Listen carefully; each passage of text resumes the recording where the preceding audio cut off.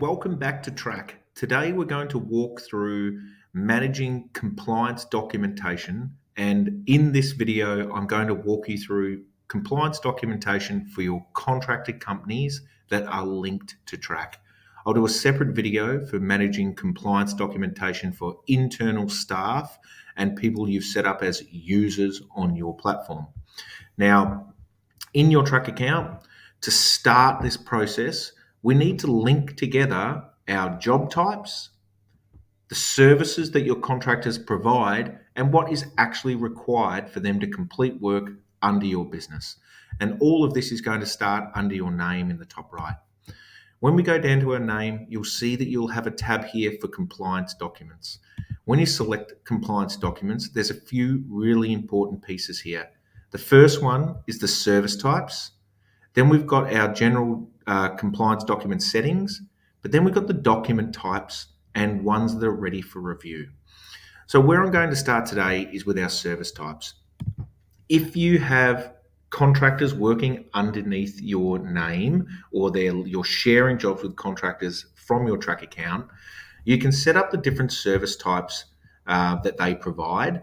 If this is one of your employees, this actually might link together, I guess, with similar job types. So you might have certain requirements for one of your staff members to do a certain type of job.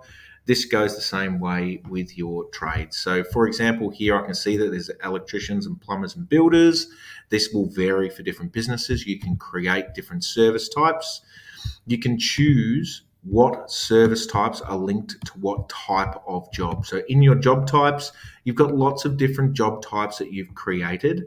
So you want to make sure that contractors only show on the jobs that you want them to. So if you're using job types in Trak, this will mean that contractors will only show on these job types. Then you've got the compliance documents that are required for this service. So nice and simply, you can choose one or you can choose multiple service types that need to be done. Obviously, for contractors, lots of ones for this are white cards, public liability insurance, work cover certificates, working with children. There's lots of different tickets and licenses that you will want to match together with the service that is being provided. The next tab we want to have a look at is making sure that we've actually got the right compliance doc types set up in the system. So under your compliance doc types, you'll be able to create and manage compliance documents in the system. So nice and simply, if you need to create one, you press create. If you want to edit one, 3 dots on the right, and you can edit and manage this in the system. When we are creating a document type, you can put in the details. Most of this is pretty straightforward. You can choose, is this a company certificate or is this an individual user certificate? So if you've got a contracted company that's working for you, do you just need this at a company level, or does every single user from their business need to have this ticket to work on one of your jobs?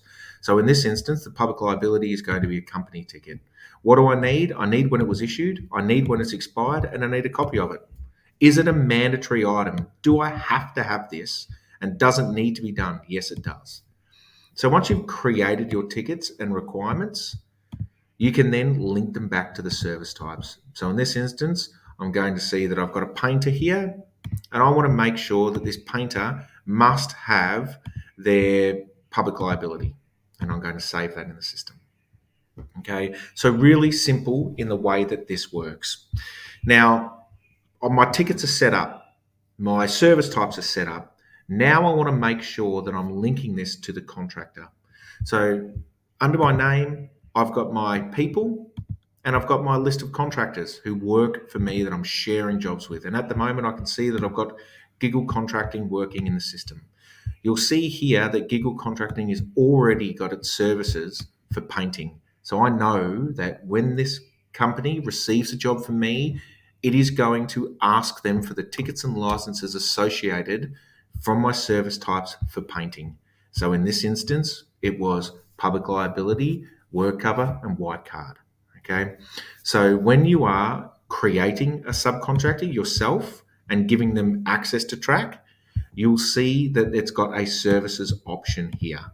This is where you choose what they do, whether it's one or multiple.